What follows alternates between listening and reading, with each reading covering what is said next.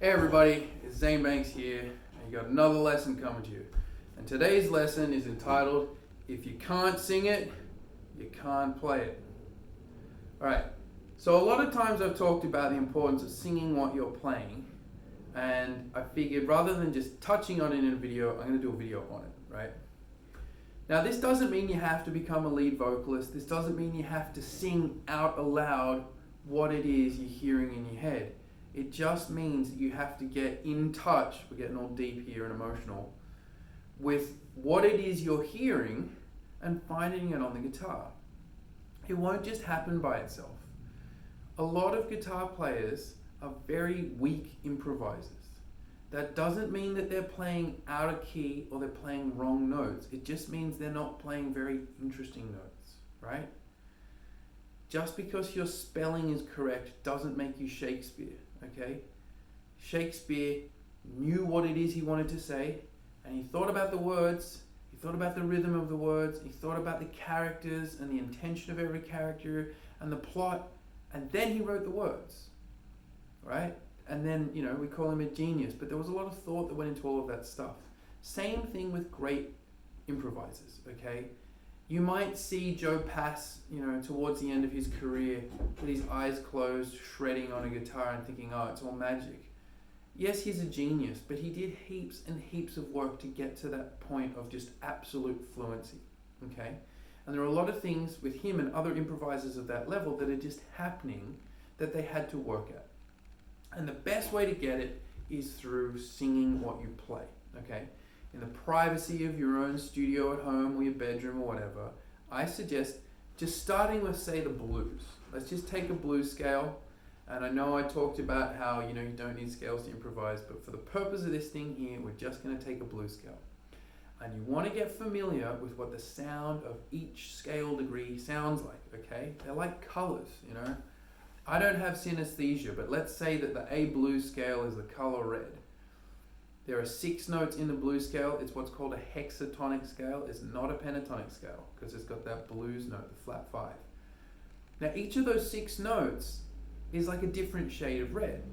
And if you're a painter, then you're not just going to take any red. You might have Union Jack red. You might have Candy Apple red. You might have Fiesta red. You know, all the Fender, DuPont sort of reds. Like, you know what kind of red you want on your Stratocaster. So if you're thinking about the notes in a scale, then you should be as discerning as that, you know? Like, a note is incredibly powerful. And at the end of the day, the most important thing when it comes to improvising is melody. Your rhythm is very important as well, right? So I'm talking about engaging the audience with the lines that you're telling, the story that you're telling. If you're not playing interesting melodies, they will tune out. As a musician and working in an ensemble, if your rhythm's bad, you won't get hired again. But that's a separate topic, so I'll do a video on that at a later stage.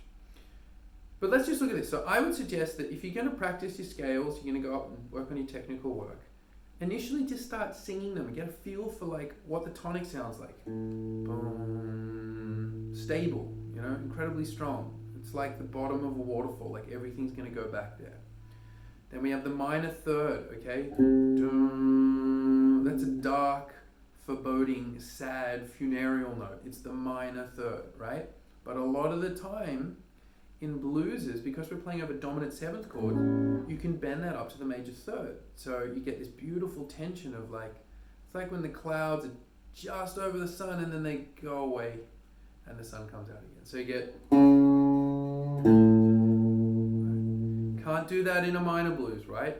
But in any kind of other blues, it's totally cool. The fourth, now the fourth in classical music is actually seen as a dissonance because the tension in it is such that it wants to resolve back to the third, be it a minor third or a major third. Okay? And you can hear that.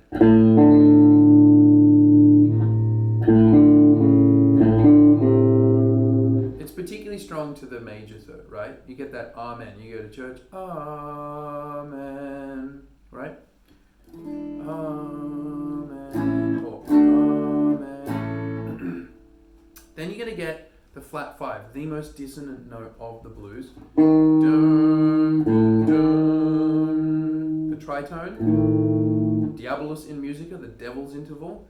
Then you have the fifth, very, very stable, just like the tonic. And then you have the flat seventh, also loaded with tension, but a kind of cool, funky tension that wants to go up to the tonic.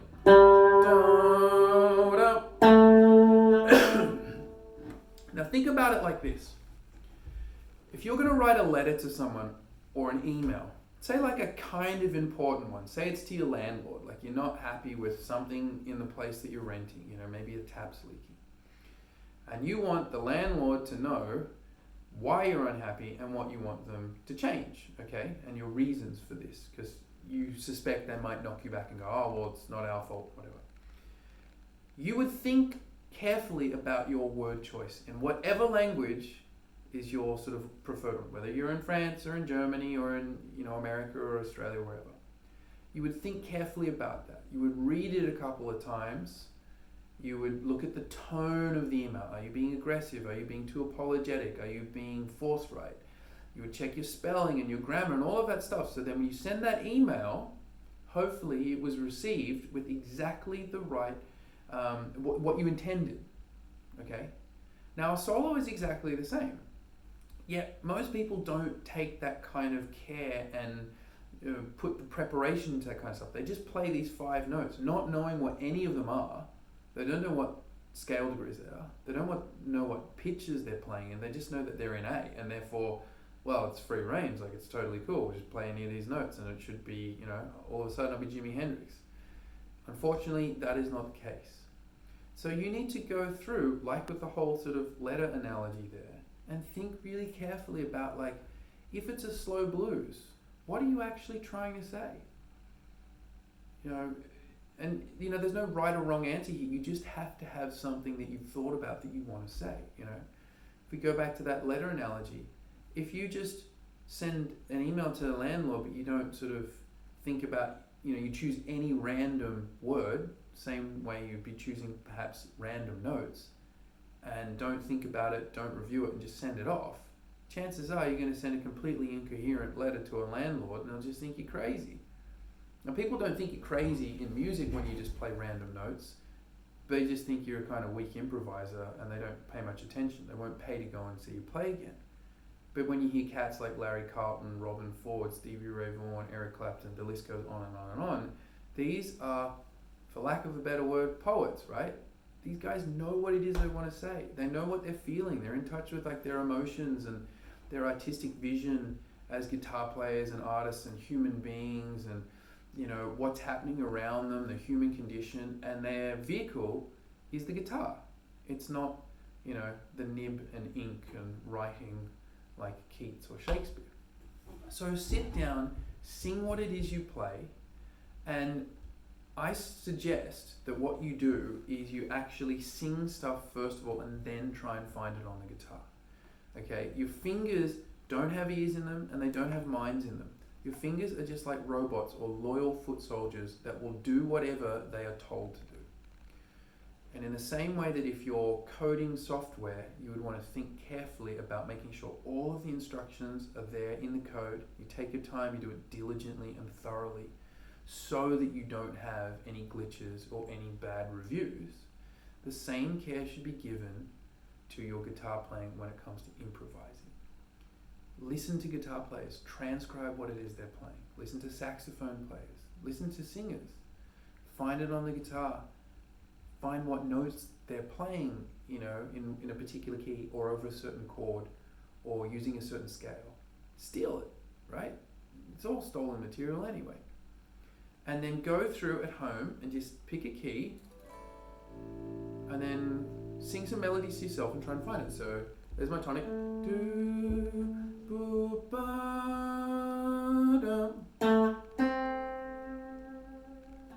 You'll probably also find that your singing, even if you're not a trained singer, is more inherently musical than your guitar playing. I find when I sing a line, I just, without thinking about it, will add dynamics, I'll add vibrato, I'll do pitch bends, whereas as a guitar player, that was a conscious thing. I had to work on doing that stuff when I was a kid, you know? So I'm trying to exactly copy what it is I'm singing. Flat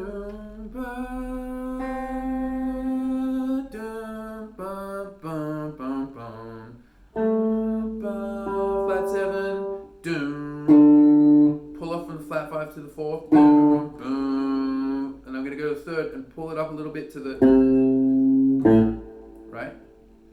Now, I've done enough of this stuff that I'm not actually thinking about it when I play, but I have spent years consciously going through, like learning a language and thinking about what it is I want to play, thinking about, you know, say in a language, the pronunciation of a word, you know, the preposition that goes before that word, the correct word choice in a given scenario. I've done all of that stuff on the guitar, so now it's just here like a language that I can speak fluently. But I really suggest that you guys go through and just start singing what it is you play. You don't have to sing well. It's not about singing in tune, and it's not about performing your singing. It's about connecting your artistic vision. What is it you want to actually say or convey or make people feel with your solo? That's the first thing. What notes are you going to use in order to do this? And then lastly, where are those notes on the fretboard?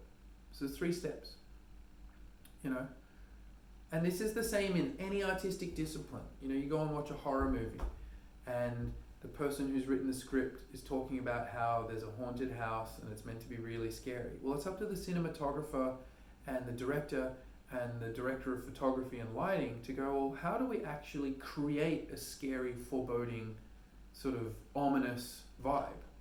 Well, you know, we have a long shot of the house and we have dark, dimly, you know, underlit sort of shrubs and a really foreboding fence to make the viewer seem small, and then we'll call the composer in and they will do the stuff that we're looking at using lots of minor chords and that.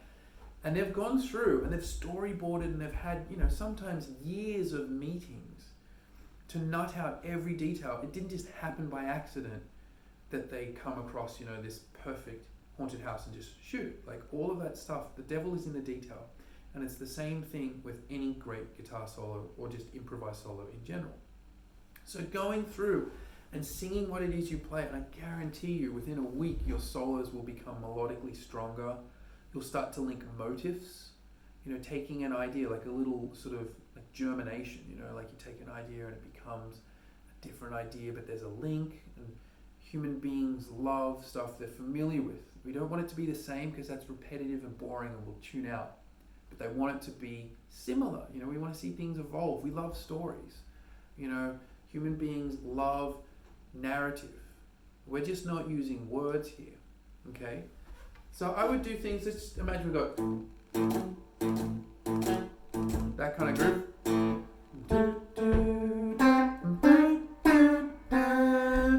My phrasing is going to become a lot better too because I have to breathe, right?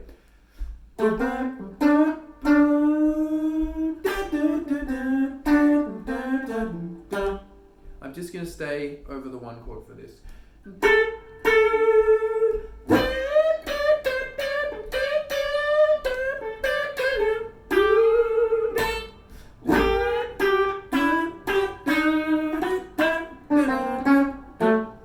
Then try and sing stuff and just find on guitar.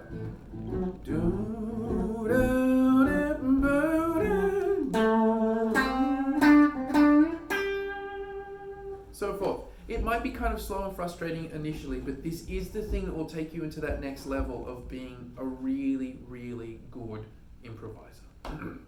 When you see someone make a great speech, whether it's Martin Luther King, Winston Churchill, you know, any of those like iconic speech makers, like those guys practice it. You know, they did debating at school, they were preachers. You know, Martin Luther King didn't just hop up at the Washington Memorial and say like, I had a dream. Like, he'd probably thought very carefully about his word choice, and he'd had like thousands of hours of experience of watching preachers and preaching himself. So although he delivered a very powerful and important message, it wasn't the first time that he'd ever done something like that. Same thing with Winston Churchill, you know. Same thing with Eric Clapton. You know, you go and see him play, he does a great gig, knocks you out, you think, man, what an artist. Like, yeah, he's been doing it for 60 years. And he did the hard work when he was a kid, and this is the hard work that you do. Guys like George Benson have turned this whole singing thing into a little bit of a shtick, you know what I mean? Like, you hear Benson